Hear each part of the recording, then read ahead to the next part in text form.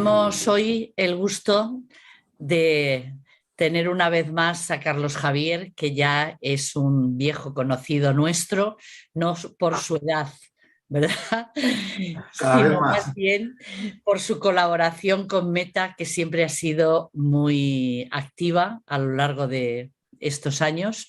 Él es el editor de la colección Taugenin, que es del grupo Herder, y os recomiendo además que entréis en la página web elvuelodela-lechuza.com para todos los interesados en la filosofía. Creo que es una aportación muy interesante la que él hace, aparte de ser presidente de la Sociedad Española en Español, de la Sociedad de Estudios, perdón, en español sobre Schopenhauer.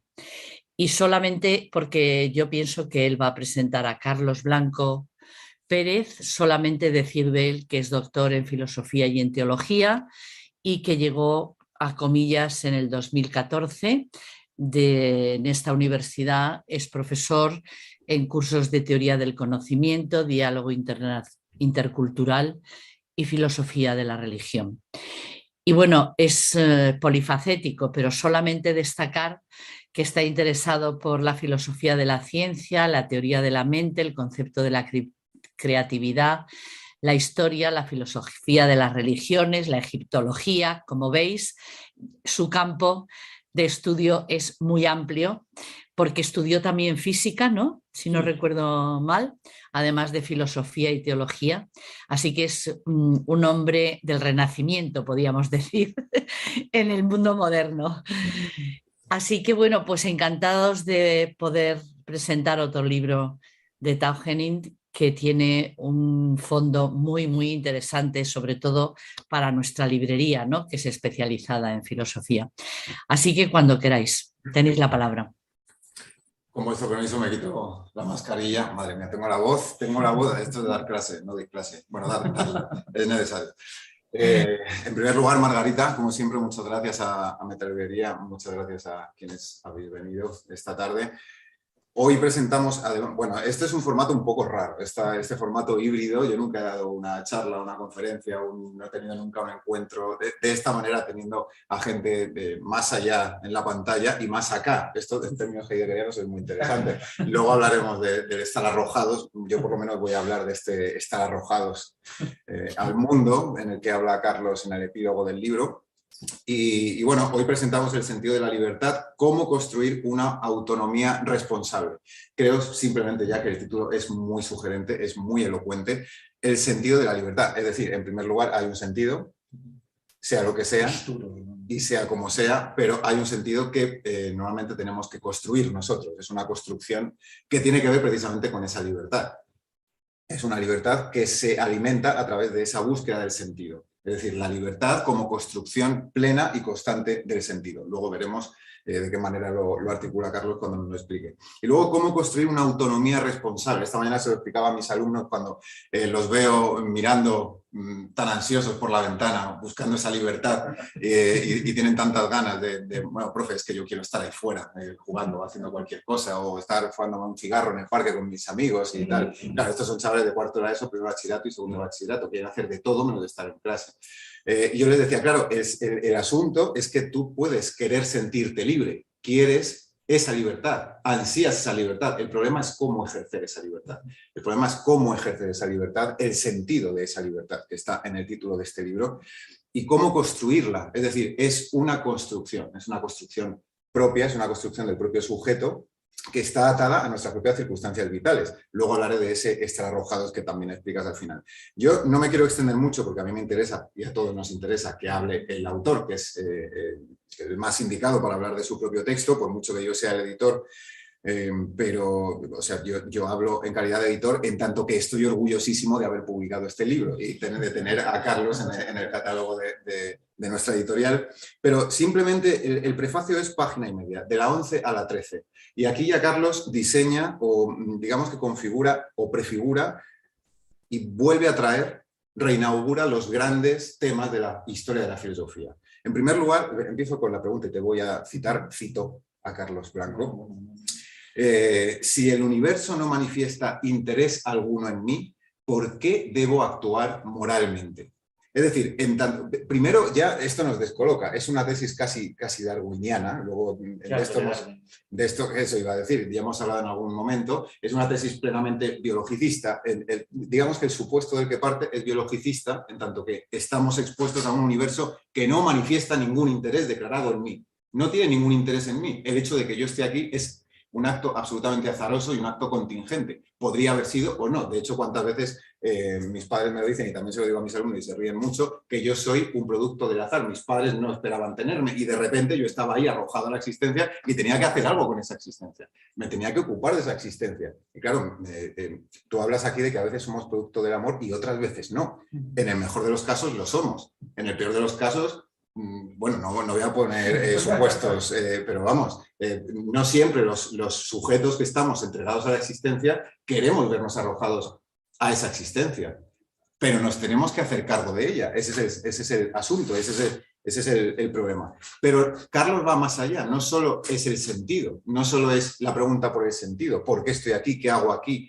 ¿Para qué estoy aquí? Etcétera, etcétera, sino que va un paso más allá y dice por qué debo actuar moralmente. Es decir, en la primera línea del libro ya está configurada la gran temática, la gran problemática que tenemos como seres humanos. Es decir, si yo soy indiferente para el mundo, ¿por qué yo debería actuar bien? Es una pregunta, podemos decir, socrática, absolutamente socrática, pero también encierra mucho de Heidegger, encierra mucho de Hannah Arendt, encierra mucho de Platón, encierra mucho de San Agustín, el problema de la libertad, del libre arbitrio, de esto que muchas veces se nos dice, no, tú eres libre, pero claro, ¿qué haces con esa libertad? Y hay una expresión que me gusta mucho, luego por cierto abriremos turno de preguntas por si alguien quiere comentar, luego a mí también, pero vamos, aquí quien tiene que contestar es Carlos. Pero me gusta mucho una expresión que utiliza al principio del libro, que es, me recuerda mucho a una expresión de Ortega y Gasset, dice en algún momento, justamente en un texto, lo dice también en la Rebelión de las Masas, pero también en Misión de la Universidad lo cita esa expresión, que es que somos náufragos en la existencia. Somos náufragos que estamos intentando asirnos constantemente a un palo de madera que aparezca por ahí, y ese palo, ese surco de salvación que aparece en medio del mar, en medio de la absoluta inmensidad, no es más que el sentido. Ni más ni menos que el sentido, y es un sentido que tenemos que construir. Muchas veces, por muchas brazadas que demos, no encontramos ese sentido y estamos dando, nunca mejor dicho, palos de ciego constantemente. Y Carlos, en una expresión que me gusta mucho, dice que somos vagabundos por el desierto de lo incomprensible. Claro, es que con él, o sea, yo podría dar un curso de filosofía con esto de 4 años, o sea, tranquilamente, bueno, yo creo que cualquiera, quiero decir, vagabundos por el desierto de lo incomprensible.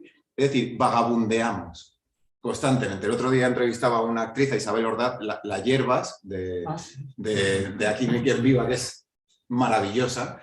La entrevistaba para mi programa de radio en el Círculo de Bellas Artes, y me decía, ella utilizó la expresión merodeadores. Somos merodeadores del sentido, estamos buscando el sentido, estamos a tientas. Esto también lo dice Schopenhauer muchas veces en un texto en el que se refiere a Lucrecio, cuando Lucrecio se refiere a las tinieblas más ínsitas de la existencia humana. Estamos a oscuras y vamos con una especie de pequeña luz, intentando iluminar una oscuridad que es vastísima, es inmensa y además es inabordable muchas veces, porque por más que camines nada más que ves oscuridad, solo ves oscuridad. Entonces, Carlos, en este libro intenta darnos unas claves, como dice el subtítulo, para construir una autonomía responsable, para hacernos responsables precisamente de esa libertad, porque no hay libertad sin responsabilidad.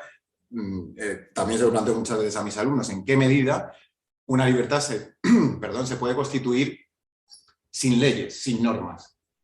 Esto también es muy smithiano. Tampoco quiero sacar aquí mucho a Smith por lo que pueda pasar. Pero claro, sin ley no hay libertad, y sin un límite de la libertad seguramente todos estaríamos en ese el universo no manifiesta ningún interés en mí. ¿Qué ocurriría si todos nos tomásemos eso en serio y no hubiese algo así como una bonanza al final entre unos y otros? Voy a acabar porque no me quiero extender y me enrollo como las persianas, tengo esa tendencia. Y algo muy importante en estos tiempos, que también recalco mucho, sobre todo cuando hablo con adolescentes y también con universitarios, cuando voy a dar charlas a la universidad, Y dice Carlos aquí, sigo en el prefacio, podría estar 4 horas hablando del prefacio, pero es que son 3 páginas absolutamente maravillosas que dan para toda una vida. Y dice, pero ser libre es tan difícil, tan costoso, tan incierto, que muchos prefieren delegar su libertad en otros. Este delegar. Luego me gustaría que nos contestases sobre ese delegar, la responsabilidad de ejercer nuestra propia libertad, porque hoy estamos expuestos a una cantidad de respuestas constantes. Nos da respuestas, sin menospreciar absolutamente ningún campo, nos da respuestas la ciencia, ahora más que nunca que estamos en medio de una pandemia. Pero claro, a veces esas respuestas son unívocas. Digamos que no dejan lugar para otros discursos. Nos dan respuestas desde el periodismo, nos dan respuestas desde todos lados, desde la moda, desde las redes sociales, estamos bombardeados, desde la publicidad, constantemente nos dan respuestas. Y muchas veces lo que les digo a mis alumnos, que se cansan absolutamente de que se lo diga, es que es necesario que nos dejen el tiempo propicio para perdernos. No nos dan tiempo para perdernos, no nos dan tiempo para desorientarnos, todo el rato estamos orientados. Somos una especie de, o quieren hacer de nosotros una especie de vector que va hacia un lugar único, que es el de consumir, bueno, primero, trabajar en la medida en que te puedas mantener en términos biológicos y después mantenerte para producir y después de producir, gastar. Y después de gastar, descansar para volver a esa rueda infinita. ¿En qué lugar queda nuestra libertad? En esa rueda productiva, digamos, tampoco me querría meter en cuestiones sociológico-económicas, pero en términos... claro, aquí está el más desatado neoliberalismo, el neoliberalismo más agresivo. Esto de produce, esto que nos están enseñando desde todos los ámbitos constantemente de sé tu propia empresa, eres el inversor de ti mismo, confía en ti, todo saldrá bien. Pero vamos a ver dónde queda entonces la respuesta comunitaria, de la que sé que también Margarita es una gran defensora. Esta unión entre... o esta creación de comunidad que piensa y sobre todo que se piensa a sí misma, ¿dónde queda si nos están dando constantemente respuestas? Si no nos dejan parar, si no nos dejan crear el paréntesis que precisamente crea la filosofía. La filosofía no es más que un paréntesis, no es más ni menos que un paréntesis que se crea en la realidad, es un hiato que se crea en la realidad para poder pensar esa realidad. Y no nos están dejando. Afortunadamente tenemos a gente como Carlos que piensa y que nos hace pensar. Porque una mente libre no teme cuestionarse a sí misma. Y voy acabando con el epílogo. Luego podemos dialogar, pero me interesa que hables tú, Carlos, sobre todo. Pero es que el epílogo, lo que me gusta del libro de Carlos es que, sobre todo, emana una especie de pesimismo optimista. Evidentemente la expresión es paradójica y está deliberadamente buscada, pero me parece que hay una especie de fatalismo optimista, por así decirlo.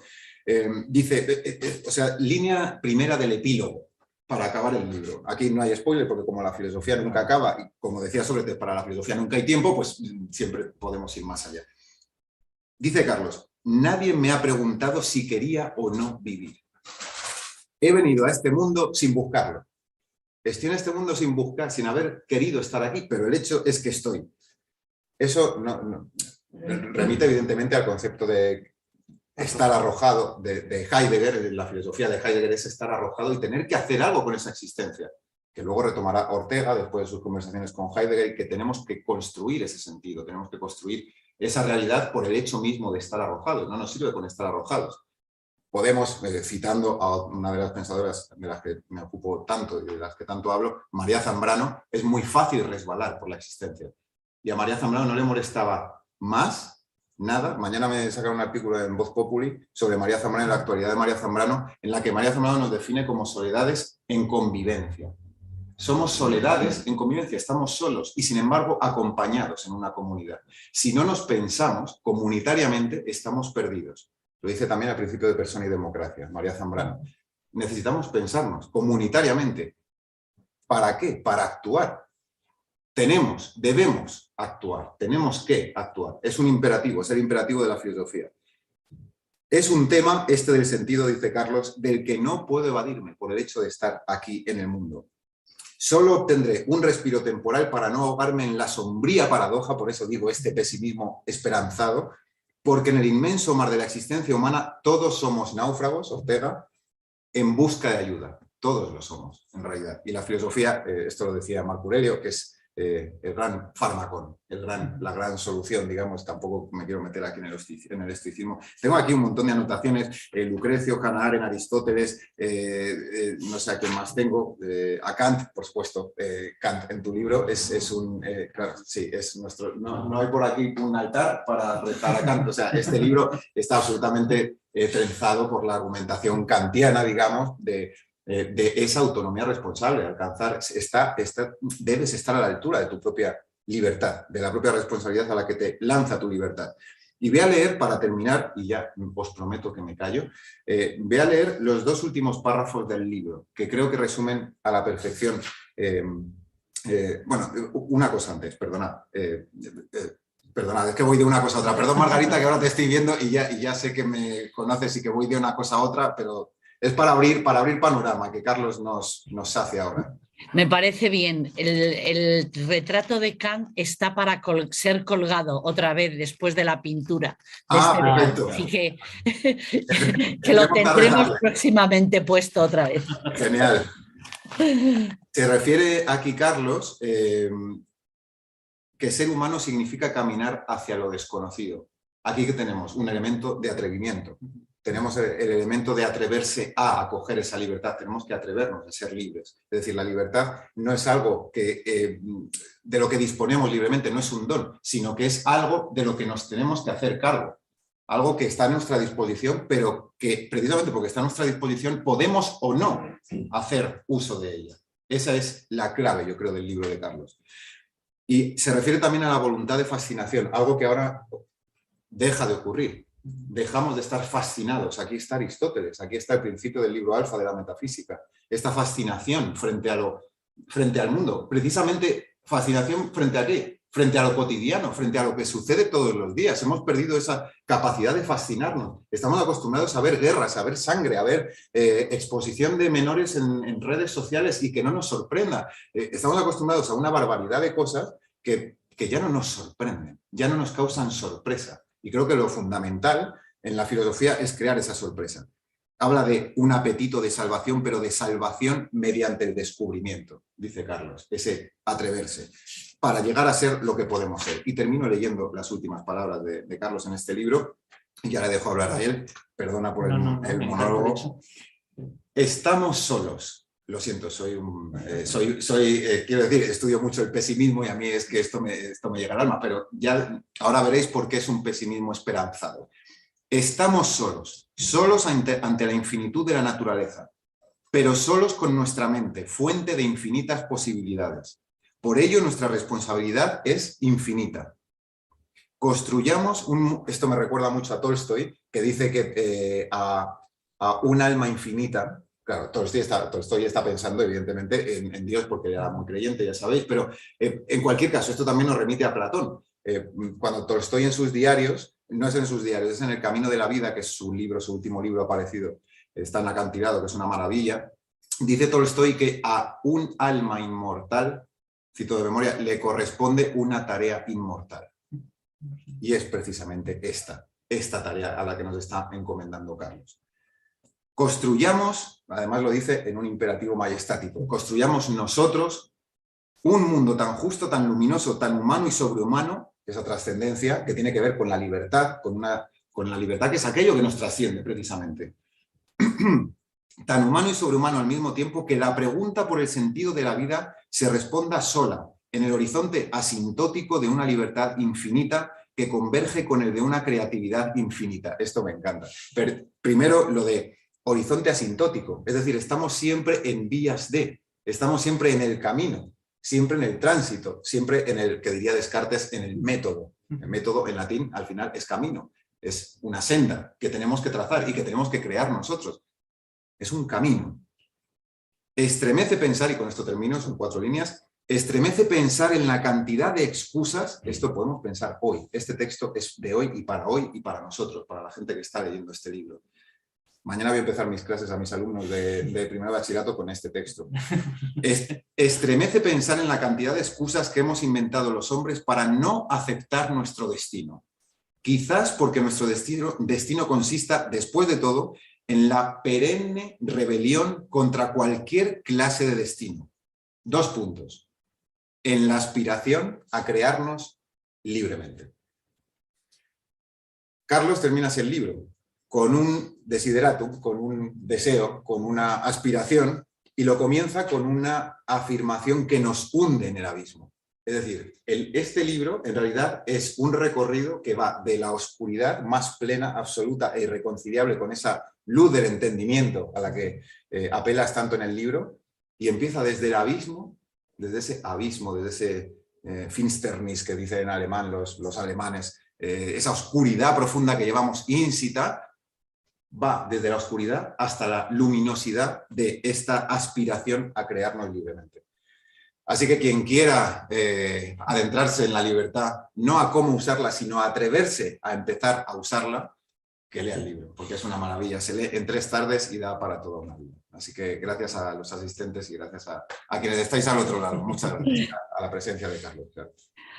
Gracias, Carlos Javier. A ti, Margarita. Cuando quieras. Me dais entonces permiso, me quito la mascarilla. La verdad es que después de las palabras de Carlos Javier y teniendo un editor así, me siento abrumado porque digo, luego el que lea el libro yo no sé si va a sentir o defraudado o desde luego con estos listones tan altos ya no sé hacer, pero realmente gracias porque simplemente con un solo lector que te lea con tanto entusiasmo yo creo que ya la labor queda justificada. Así que muchas gracias. Gracias también a Margarita y a Juan José. La verdad es que muchísimas... Bueno, ante todo, enhorabuena por la iniciativa de Metalibrería, porque todos los que nos dedicamos al mundo, bueno, de la universidad, de los libros, de las humanidades, sabemos lo complicado que es, sobre todo teniendo en cuenta el concepto de rentabilidad, ¿no?, que mueve el mundo, pues tiene muchísimo mérito, más si cabe ahora. Y enhorabuena por esta iniciativa, que además uno va por París, vas a la plaza que hay, vas a la Sorbona y ves librerías solo dedicadas a filosofía, y dices, pues, ¿por qué en Madrid no debía haber una librería dedicada casi exclusivamente a filosofía, ¿no? Pues entonces, enhorabuena por esta iniciativa y muchas gracias por la oportunidad de hablar. ¿Cómo surge este libro, no? Porque al final yo creo que es casi la idea interesante. Evidentemente el libro aborda temas clásicos de la filosofía, ¿no? No es una innovación en absoluto hablar sobre la libertad desde distintos ángulos, que se puede decir que es el objetivo del libro. Pero claro, un poco biográficamente cómo surge este libro, ¿no? Yo siempre me he sentido muy identificado con esa frase de Goethe en el Fausto de «hay 2 almas viviendo en mi pecho». Y yo lo noto, o sea, yo tengo 2 almas. Antes decía Margarita, sí, bueno, yo estudié química, es verdad que me interesa también mucho la física, o sea, de hecho la parte de la química que más me interesaba era la química física, termodinámica, todas esas cosas. Y luego en humanidades, ¿no? Desde que era un niño, pues sobre todo historia antigua, filosofía, teología, literatura, me interesaba muchísimo. Y por otro lado, las ciencias, ¿no? Y entonces eran como 2 ámbitos que yo tenía divididos, ¿no? Como 2 esferas mentales. Y a veces me levantaba con una mentalidad cientificista analítica, que sería como la primera parte del libro, ahora hablaremos, e incluso llegaba a soslayar lo otro diciendo, va, eso no es realmente filosofía, ¿no? Eso es más especulación. Y otros días me levantaba con una mentalidad mucho más humanista, poética, imaginativa, más sintética que analítica, por así decirlo, menos interesada en la demostración y más en mostrar, ¿no? Y claro, yo decía, bueno, ¿cuándo llegaré a reconciliar estas 2 almas, ¿no? El alma más cientificista y el alma más humanista, por así decirlo. Y por otro lado, claro, una de las razones por las que yo decidí dedicarme a la filosofía, o por lo menos que en mi vida académica discurriera en torno a la filosofía, es que precisamente la filosofía me daba la oportunidad de no tener que decidir realmente entre ambos ámbitos. Porque hay partes de la filosofía que son mucho más cercanas a las ciencias naturales o a las matemáticas o a la lógica, y otras que son ya puramente humanísticas o mucho más cercanas a las humanidades, al arte, a la historia de las ideas, etc. Y de hecho, por la docencia que yo he dado, que es fundamentalmente teoría, bueno, la que doy, teoría del conocimiento, la epistemología y filosofía de la religión. Entonces, claro, estaba entre 2 mundos, ¿no? O sea, yo pues un día estaba hablando a mis alumnos desde un punto de vista mucho más lógico, matemático, hablando de axiomas, de geometrías neuclidias, y luego del cerebro, ¿no? Que es uno de los temas que más me interesa, el problema mente-cerebro, y otros días estaba hablando más pues, de Hegel, de Schleiermacher, de Heidegger, y claro, para mí eran dos mundos muy distintos, y en la práctica, por mucho que a veces se hable de la interdisciplinaridad, en la práctica no hay casi interdisciplinaridad, y de hecho en la propia filosofía está fragmentada y a veces hay una rivalidad soterrada, ¿no? La tradición más analítica, que yo con ellos, claro, pues me entiendo muy bien, porque si yo voy a abordar el problema mente-cerebro, pues a mí me gusta que se den argumentos claros, concisos, tesis refutables, ¿no? O sea, por el principio de falsación que pueda ser verdadera o falsa. Mientras que cuando estás hablando del arte, de la religión, claro, tú dices ciertos filósofos, ¿cuál es su tesis en concreto? Y no la hay, ¿no? Es más pensar por pensar. Y claro, yo conozco a filósofos que desprecian esa parte y solo se quedan con una, y otros que al revés, ¿no? Que dicen, la otra no, eso déjaselo a los matemáticos o a los científicos, eso no es propio de los filósofos. Y yo, tanto por temperamento como por formación y sobre todo por inevitabilidad de mis intereses, que no lo he podido evitar, que pues tuviera curiosidad por la física, por la química, por la biología, y también por las humanidades, pues decía, bueno, yo me siento en la responsabilidad de construir puentes entre ambas ramas. Y al final, claro, pues yo tenía como dos líneas de publicaciones en paralelo, ¿no? Una, pues más de teoría del conocimiento, por ejemplo, la integración del conocimiento, o temas de neurociencia, y otra donde yo daba rienda suelta un poco al pensar por pensar, ¿no? A la especulación. Y me sentía muy a gusto, ¿no? O sea, y el lenguaje, y también explorar la belleza del lenguaje como cauce, en cierto sentido, para pensar. Pero decía, bueno, pero ¿cómo voy a unir estos dos mundos, ¿no? ¿Cuál es el puente? Y al final, claro, años reflexionando sobre estos temas, me di cuenta de que el concepto que une las ciencias y las humanidades es el concepto de libertad. Es el puente entre las ciencias y las humanidades. Y asociada a la libertad, yo creo que de hecho es otro de los sinónimos, es el concepto de creatividad. O sea, la libertad es condición necesaria, quizás no suficiente, pero es condición necesaria para la creatividad. Porque si no, no sería realmente creatividad, no sería un proceso automatizado. ¿Por qué? Porque al final, si queremos entender la cultura humana, y sobre todo a mí lo que más me fascina, que es la historia intelectual humana, o sea, lo que ha hecho el ser humano, el genio humano, ¿no? O sea, la creación de ciertas ideas, al final ahí tenemos lo que más nos diferencia con respecto a nuestros antepasados más cercanos o el resto del reino animal, que es un mayor grado de libertad. O sea, y claro, y esto ya se une un poco con el estudio científico de la realidad, donde lo que encontramos son leyes matemáticas impersonales, ¿no? Un conjunto de determinaciones que en el fondo puedo expresar matemáticamente, y luego el mundo humano donde esas leyes nos las construimos nosotros, ¿no? Y entonces a mí me parece muy interesante la idea de estudiar la libertad primero desde el punto de vista científico, intentando entroncar la libertad en la necesidad de la naturaleza, por paradójico que suene, que es el problema del determinismo neural. Por eso la primera parte del libro es casi una ontología de la libertad. Y ahí trato todos, pues el problema típico de si en el fondo lo que nosotros creemos que es libertad es una determinación antecedente del funcionamiento del cerebro, y el experimento de Libet y versiones más sofisticadas de Libet, etc. Aplicando una idea que a mí me parece fascinante, que viene en realidad de la física, que es la idea de sistemas degenerados, donde yo tengo diversas vías equiprobables, o por lo menos satisfacen igualmente las leyes de la naturaleza, aunque todas lleguen al mismo destino, ¿no? O sea, tengo como varios caminos para llegar a lo mismo. Y el concepto de grados de libertad, que es un concepto científico, está en física, ¿no? E ir ascendiendo en esa escala. Luego introducimos la biología, la capacidad que tienen ya los organismos vivos de gozar de mayores resortes de una cierta autodeterminación con respecto al medio, ¿no? Donde ya la reacción ante un estímulo no es automática, o cada vez es menos automática, por supuesto según la escala de complejidad, ¿no?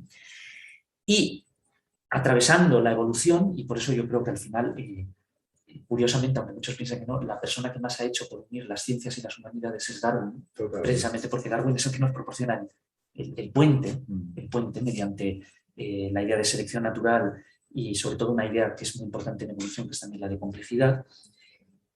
Y finalmente, claro, el mundo humano y la idea también de ley, pero ley como construcción axiomática que nosotros decidimos, ¿no? O sea, cómo nosotros decidimos crear ciertos sistemas, por ejemplo la ética, como creaciones axiomatizadas donde a partir de unos principios se deducen unas consecuencias. Pero los axiomas los establecemos libremente, en cierto sentido, por lo menos hay cierta arbitrariedad en la elección, aunque luego haya necesidad en las consecuencias.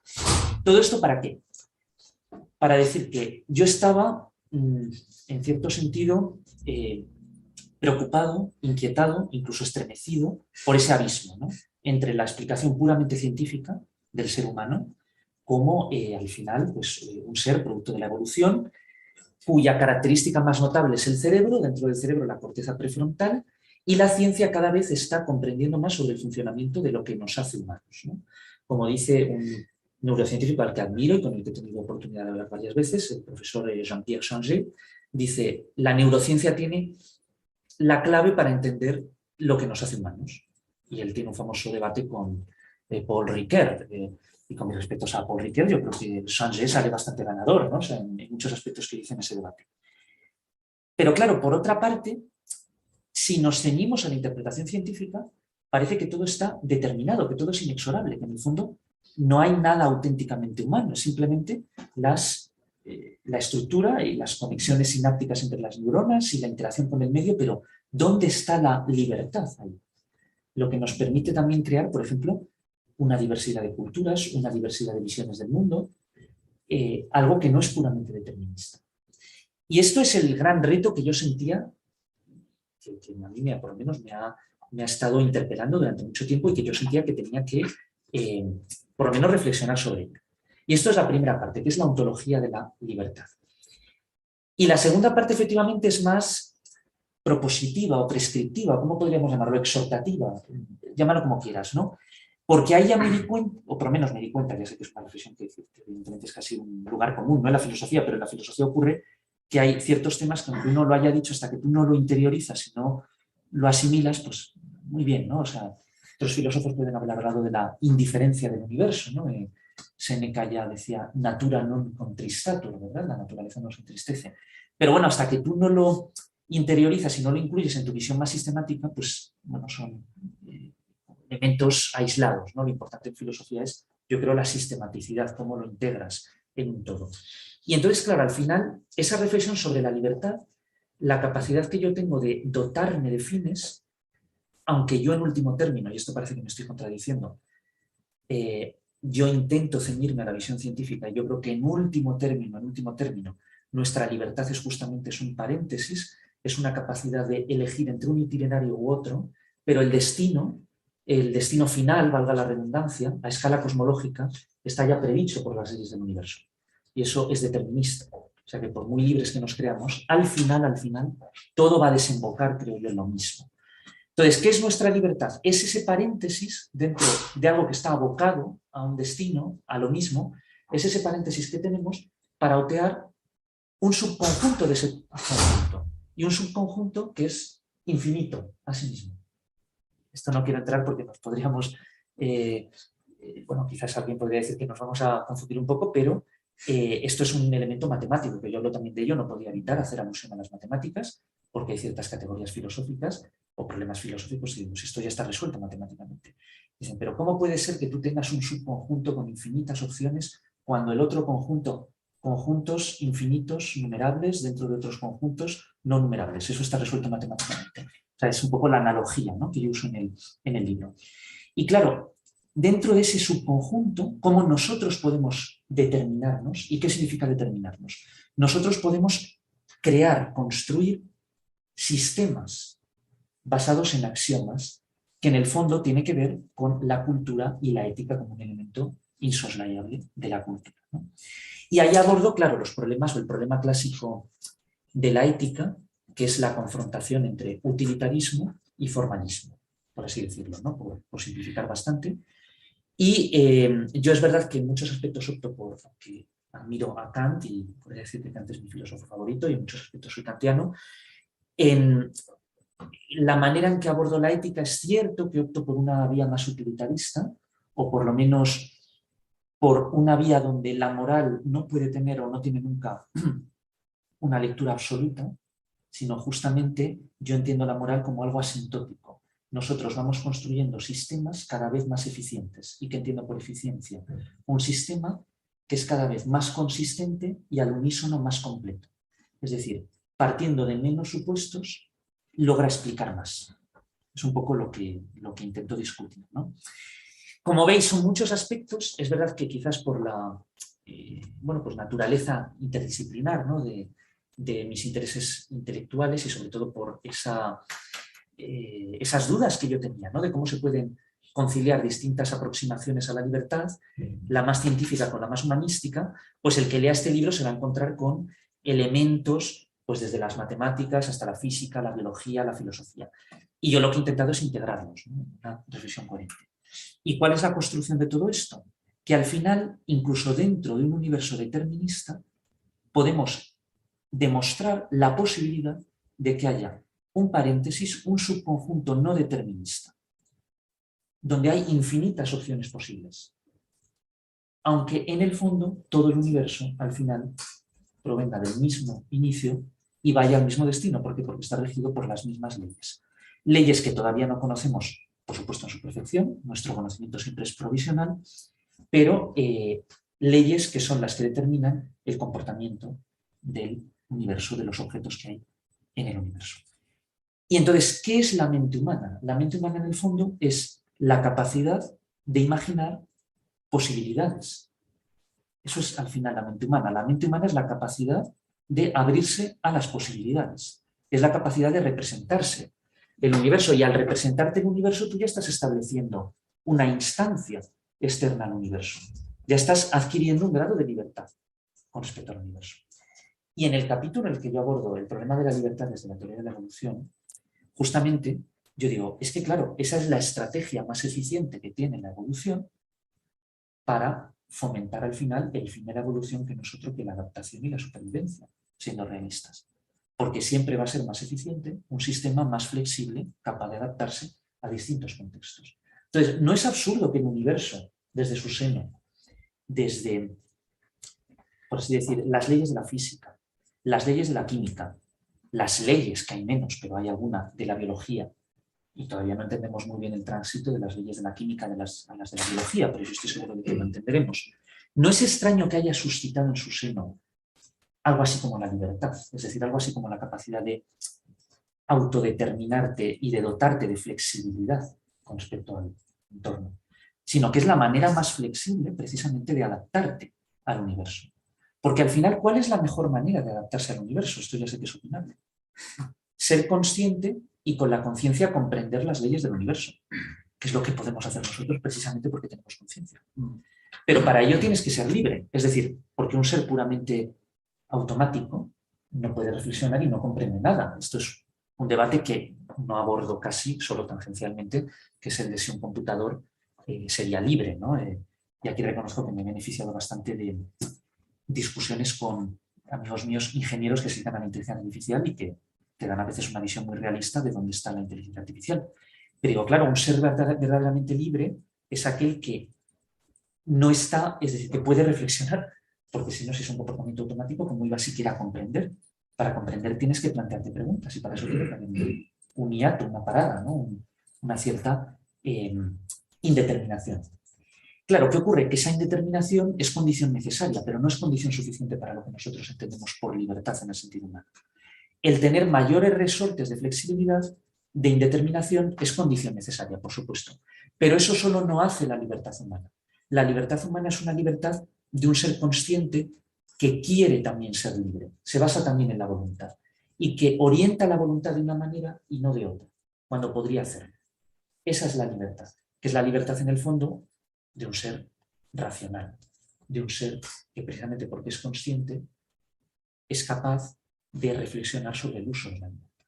Y aquí es donde entramos de nuevo en la ética como construcción axiomática y en la capacidad que tiene el ser humano de diseñarse a sí mismo, de ser nuestros propios artífices, incluso nuestros propios ingenieros, por decirlo con una metáfora. Como veis, es un ensayo relativamente breve. Yo es verdad que bueno, sobre todo los libros que habéis escrito últimamente eran bastante largos, son 222 páginas, creo que eran como 80.000 palabras. ¿No? Y muy bien escrito, y se lee muy bien. En el archivo. Es verdad que para mí siempre es inevitable usar ideas y abordar e integrar ideas de distintas disciplinas, pero ordenado, ¿no? Ordenado casi en esa especie de escala ascendente, desde la parte más ontológica, una teoría de la realidad, y aquí tenemos que ir a la física, a la química y a la biología y la neurociencia como las bases, y luego ese salto que damos, que es el estudio de la cultura humana, de la creatividad humana en el espacio y en el tiempo, y ahí entra la ética, porque evidentemente este libro, un libro sobre la libertad, no podía dejar de lado la ética. Es decir, al escribir un libro sobre la libertad, yo sentía que no podía hablar sobre la ética, dejar de hablar sobre la ética. Recuerdo que hace tiempo me decía una persona, dice, ¿por qué no escribes nada sobre ética?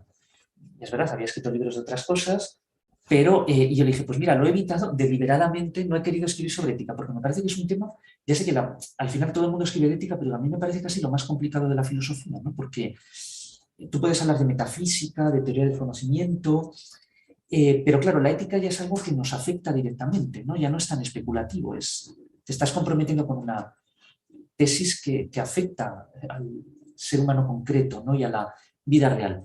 Y yo lo había soslayado intencionadamente durante bastante tiempo porque no quería meterme en ese terreno tan pantanoso, ¿no? Decir, uff, eso no quiero. Pero luego al final todo me fue llevando, ya digo, a la idea de libertad y a la idea de ética. Y a la idea que yo creo que es, por lo menos bueno, pues si se puede hablar de originalidad, la idea más importante, yo creo, del libro cuando hablo de la ética, que es la idea de lo que he dicho, ¿no? De axiomatización y reconciliación entre consistencia y completitud, aunque sea imposible, es un límite asintótico. Y luego la otra, que es la libertad, que es tan libre que se hace libre de sí misma. ¿Por qué? Porque, claro, aunque en el libro parezca que la libertad es el horizonte, parece que ya no se puede pensar más allá de la libertad, ¿no? Porque en cuanto piensas más allá de la libertad, ya estás imponiendo algo, ¿no? Ya estás decretando filosóficamente algo. Entonces, al final, cuando dices, ¿cuál es el sentido de la historia? Pues la libertad, ¿no? Del ser humano. Si dices otra cosa, ya estás incurriendo en un presupuesto adicional, ¿no? Mientras que lo más parsimonioso es decir la libertad. Pero dices, bueno, pero esto al final se queda en algo demasiado individualista, incluso solipsista. Y aquí entramos en lo que tú decías sobre la parte comunitaria, ¿no? Al final, una libertad libre de sí mismo es aquella que es capaz de crecer en solidaridad. Es una libertad que es capaz de liberarse de su sujeción al plano puramente individual. Y ahí entramos en el ámbito de la libertad en común, que es en el fondo la ética. La ética se puede decir que es cómo ser libres en común, ¿no? Si hubiera un solo individuo en el universo, pues yo estoy seguro de que en el mundo de Robinson Crusoe, si leéis el libro, él creía en Dios, ¿no? Y ahí, pues evidentemente, aunque estés solo en el mundo, si crees en Dios, pues tendrías una ética, ¿no? Pero si Robinson Crusoe hubiera sido ateo, yo mantengo la tesis en el libro de que no habría necesitado ninguna ética. Esto es como la tabla de Carneades, ¿no? Ahí es que no hay ningún problema ético. O sea, es que no hay nada. Bueno, ya había dos individuos, ¿no? En la tabla, pero en el fondo no hay ningún dilema ético. Si estuviéramos solos, ¿qué responsabilidad tengo yo ante nada? Ninguna. La misma que la naturaleza ante mí, ninguna. Sin embargo, la ética surge precisamente de la libertad compartida, de una libertad libre de sí misma, que en el fondo lleva a la solidaridad y a una ética de la libertad en común. Yo incluyo un tercer nivel, esto ya sé que es más subjetivo, porque claro, el problema, libertad, solidaridad por encima de la libertad, pero yo incluyo un tercer nivel que es el de la creatividad. ¿Por qué? Porque así como no quería acabar en la libertad, tampoco quería acabar en la solidaridad. Pues eso puede llevar también al estatismo social, ¿no?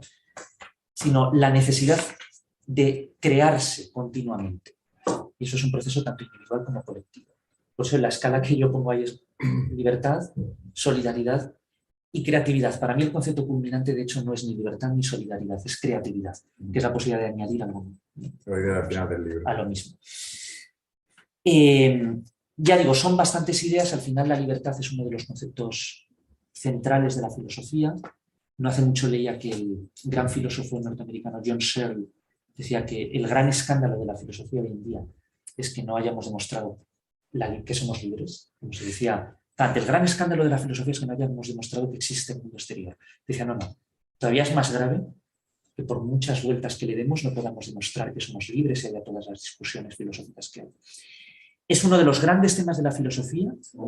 Yo lo que defiendo es que es el tema conector, el puente entre la aproximación científica y la aproximación más humanística. Y ahí dejo las ciencias sociales en medio, pero bueno, otro día podríamos hablar de ello. Se puede abordar desde bastantes aristas, pero a mí me parecen que las dos más importantes eran nuestro lugar en el universo, como seres naturales que se creen libres, ¿qué lugar tenemos en el universo? Este ha sido el planteamiento más de abajo arriba, ¿no? Más bottom-up, más infraestructural. Y luego el otro planteamiento es, nos creemos libres y tenemos razones, efectivamente, para creernos libres, pero ¿qué hacemos con esa libertad? Y este ya es el planteamiento más de la capacidad del ser humano de construir, de aportar, de añadir algo, ¿no? Ese desierto, ¿no? Que decía, desierto de lo incomprensible, pero que podamos añadir, aunque sean elementos finitos, podamos añadir algo. Y yo antes era más pesimista, ¿no? Cuando dices, bueno, al final, por mucho que sepamos, solo sé que no sé nada, ¿no? Y dices, no, pues yo no estoy de acuerdo con esa frase. Al final sabemos algo, y aunque sean elementos finitos, y dices, queda algo infinito, eso ya tiene un valor, ¿no? Y por eso también hablo aquí del valor de los fines en sí mismos, del valor de la finitud y de ese encaminamiento asintótico, ¿no? Y ahí, ya termino con esto, me lleva a la idea de la mente, ¿no? La mente libre, pero ¿cómo sería una mente futura? Una mente que fuera superior a la nuestra y que fuera mucho más libre de lo que nosotros somos. O sea, comparamos la mente de un chimpancé que tiene una X grados de libertad con la nuestra, que tiene grados de libertad. ¿Cómo sería una mente que tuviera Z grados de libertad o N tiene infinitos grados de libertad? ¿Cómo se concebiría a sí misma y qué sería capaz de crear? Y eso es algo que, más que, ya que en otras partes del libro intentaba dar respuestas no dogmáticas, porque la filosofía al final no puede ser por su propia definición dogmática, pero evidentemente cuando tú intentas construir, sistematizar, algo de dogmatismo tienes, porque si no, no estarías afirmando nada. Pero yo quería terminar con esa pregunta. Al final, la libertad humana, pero ¿por qué vamos a tomar al ser humano como el límite, como la estación final? Vamos a reflexionar qué ocurriría. Y ese es uno de los temas que además conectan con otras cuestiones que tratan. Pero bueno, como espero que nadie se asuste al ver, decir, bueno, cuántas cosas hay ahí, está ordenado, yo he intentado que se siga, ¿no? Yo en eso soy incluso a veces más cartesiano, de lo simple a lo complejo, aunque a veces no sea fácil. Y lo interesante sobre todo, ya digo, es las preguntas que pueda suscitar, ¿no?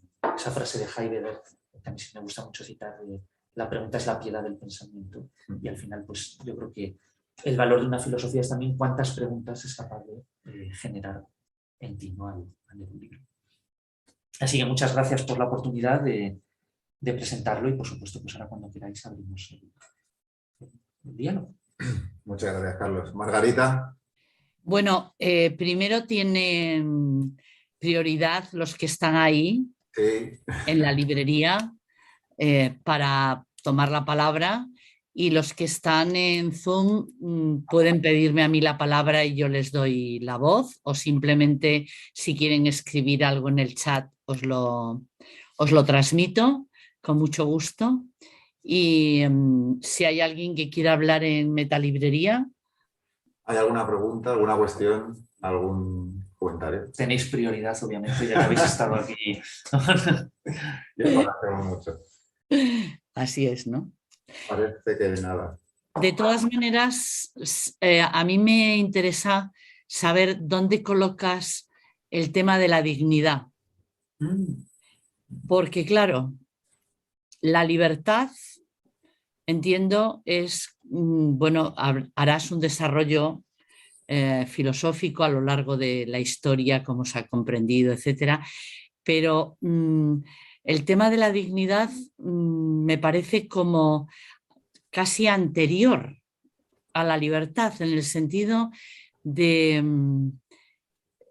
no sé explicar muy bien si la dignidad sería la puerta a poder acceder a la libertad, ¿no? Porque, bueno, me parece interesante lo que tú has dicho de la construcción de la ética y cómo se construir la ética, no entiendo muy bien qué entiendes por la vía utilitarista. No sé si he entendido, bueno, no has dicho qué significa. Yo no sé si entiendo lo mismo que tú o no, pero me gustaría porque me parece muy interesante ver. Entre otras cosas porque el viernes vamos a tener a Victoria Camps y entonces me interesa mucho saber, ¿no? Para que la gente también vea distintas opciones en relación con la ética y demás. Y sería qué entenderías por esta vía utilitarista. Y bueno, es un poquito para empezar el diálogo, para que la gente se anime. Para romper el hielo, sí, sí. No, son dos preguntas muy oportunas, Margarita. La primera, el concepto de dignidad es verdad que lo abordo tangencialmente. O sea, no le concedo una centralidad tan grande, pero inevitablemente sale, ¿no? O sea, por ejemplo, ser dignos de la existencia, ser dignos de la libertad. Claro, porque, bueno, habría que ver cómo definimos dignidad, ¿no? O sea, siempre algo que intento evitar a veces en el libro, aunque es muy difícil, porque en el fondo es muy difícil, es cierto antropocentrismo, ¿no? Claro, la dignidad nos la atribuimos nosotros, ¿no? Pero bueno, no sé, yo pienso, por ejemplo, el hombre de Neandertal, que seguramente tuvo capacidades cognitivas muy parecidas a la nuestra y sería libre, ¿no? En el sentido en que lo somos nosotros, porque no iba a ser libre el hombre de Neandertal. Por supuesto, otra cosa que esto se trata en el libro es que, evidentemente, es cuanto más conocimiento, más experiencia tienes, más libre, ¿no? Porque eres más dueño de ti mismo. El hombre de Neandertal, evidentemente, tenía menos desarrollo intelectual que nosotros. Pero sería digno, por supuesto, para mí tendría también dignidad, ¿no? O sea, la dignidad entraría dentro precisamente de esa idea de construcción, de autoatribución que nosotros hacemos. Nosotros nos consideramos dignos con independencia de cualquier condición, ¿no? O sea, para mí el ser humano es eso, ¿no? Para ser humano es condición necesaria y suficiente para ser digno y para tener derechos humanos. Yo creo que ese es uno de los grandes logros del progreso moral y yo creo que hay progreso moral en la historia humana, ¿no? Pero al final es algo que responde a cómo nos concebimos nosotros. O sea, al final es eso, es cómo nos concebimos nosotros. Y ahora estamos en un debate muy interesante, yo no he entrado en profundidad, conozco a gente que sí lo está haciendo, que es la dignidad de otras especies, ¿no? Más allá de la humana, que, bueno, al final estamos en ese aspecto de la autoatribución, ¿no? O sea, nosotros nos lo atribuimos, pero ¿por qué no a otras? Pero efectivamente yo creo que es algo, sale tangencialmente en el libro y ya te digo, sobre todo en esa parte, ¿no? De la construcción y de la autoconstrucción. Con respecto a la segunda pregunta, no, lo que yo entendía por utilitarismo es más en la historia de la ética, la discusión tradicional, hay más que dos, bueno, tres grandes modelos en ética, no simplificando mucho y esto es casi sabido, ¿no? Estaría la visión utilitarista o consecuencialista, donde el bien moral no se define ex ante, sino ex post. Me explico. No es que haya un bien moral definido intrínsecamente, sino que el bien de las acciones se mide por su utilidad, por las consecuencias. Es la posición, por ejemplo, de Jeremy Bentham, de John Stuart Mill, del utilitarismo inglés. Es decir, el ser humano no tiene capacidad de discernir cuál es el bien moral ex ante, a priori. Es algo que solo lo vemos por sus consecuencias. Sería eso, por ejemplo, pues dices, podríamos poner muchos ejemplos, ¿no? Luego estaría, matar es bueno o es malo. Evidentemente, pues sería por sus consecuencias, porque sería algo terrible. No nos conviene a ninguno que sea bueno matar, ¿no? Luego estaría la posición formalista kantiana, que piensa que hay un absoluto moral, una ley moral, solo que para él es de naturaleza moral, de naturaleza formal. Más que un contenido específico, es la idea de que en todo momento tenemos que actuar tal que nuestra máxima se pueda convertir en ley universal. Es decir, que en el fondo nos podamos subordinar a una universalidad pura, que sería la razón como algo universal. Y eso es eterno, por así decirlo. Es algo casi, es un residuo casi, en cierto sentido, dualista, donde hay una verdad moral permanente y mi comportamiento individual tiene que amoldarse. Y luego un término medio, en cierto sentido, sería la ética aristotélica, ¿no? La ética de la eudaimonista, que, bueno, en cierto sentido incorpora aspectos de ambas, pero sobre todo tiene que ver con la idea de virtud Y el bien moral, aunque existe, pero también te vas connaturalizando con él según la práctica, ¿no? La idea de virtud como segunda naturaleza.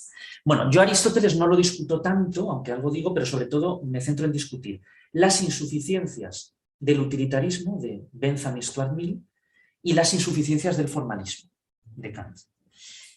¿Por qué? Porque al final yo lo que digo, ya sé que esto es controvertido, pero en todo libro tiene que haber una tesis controvertida, es que Kant, aunque él en todo momento quiera distanciarse de los utilitaristas, porque él no quiere incluir ningún elemento empírico en su visión de la ética, quiere que sea puramente a priori, puramente formal, en el fondo yo creo que la idea, lo que él entiende por bien moral y por universalidad, es antropocéntrico, es el bien moral de la humanidad, del ser humano. Luego, al final, aunque él crea que no, está teniendo como eje la utilidad para el ser humano. Y está teniendo como centro al ser humano. No es algo puro, abstracto. Yo no sé si la ética que dice Kant la concebiría igual una mente superior a la nuestra, no lo sé. O sea, él al final tiene como idea latente la idea del ser humano. Entonces, por eso digo, no hay tanta diferencia entre el utilitarismo y el formalismo, aunque parezca que sí. Es un poco lo que intento discutir. Y claro, yo lo que digo es que como a priori no podemos determinar el bien moral y por tanto el objeto de la libertad, porque ahí está también la libertad de construirnos axiomáticamente. Si tú me dices que algo es bueno ya, en cierto sentido estás conculcando mi libertad, me lo estás imponiendo.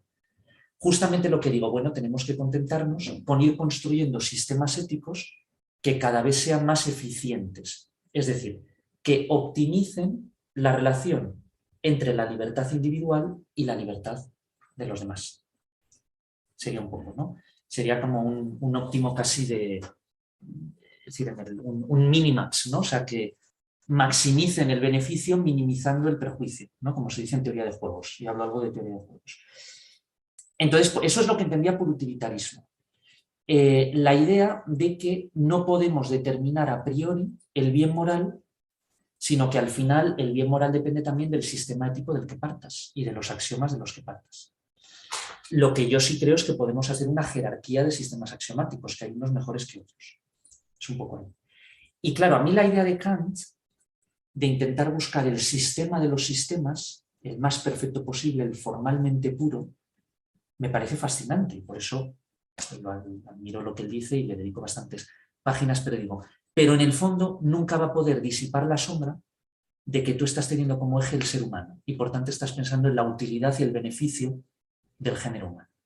Eso es lo que decía. Pero, por supuesto, evidentemente, yo sé que en la cuestión de los fundamentos de la ética es casi eterna, ¿no? Por lo menos está muy abierta, porque lo que yo he dicho de Jeremy Bentham y de John Stuart Mill ya viene de la antigua Grecia, ¿no? Ya es los sofistas, Gorgias, etcétera, versus Sócrates, Platón. Resuena eso ahí en el debate presente. Era eso, o sea que te agradezco que me permitas justo clarificar ese concepto de la vida humana. Oye, no queremos entreteneros más, que habéis dado vuestro tiempo, que habéis compartido vuestros saberes. Gracias. Y muchísimas gracias por pasar este rato de la tarde con nosotros, tanto para las personas que han estado en Meta como para las que han estado en Zoom. En el chat de Zoom os dan las gracias y yo, por supuesto, también, y espero cualquier otra novedad de Tao Genin para que estéis otra vez en Meta, ¿vale? Hablaremos, Margarita, muchas gracias. Muchas gracias, Margarita, por todo, ¿eh? Muchas gracias y un placer, un gran placer. Vale, aquí tienes tu librería. Por supuesto, muchísimas gracias. No se siente en casa aquí. Muchas gracias. Y enhorabuena. Gracias.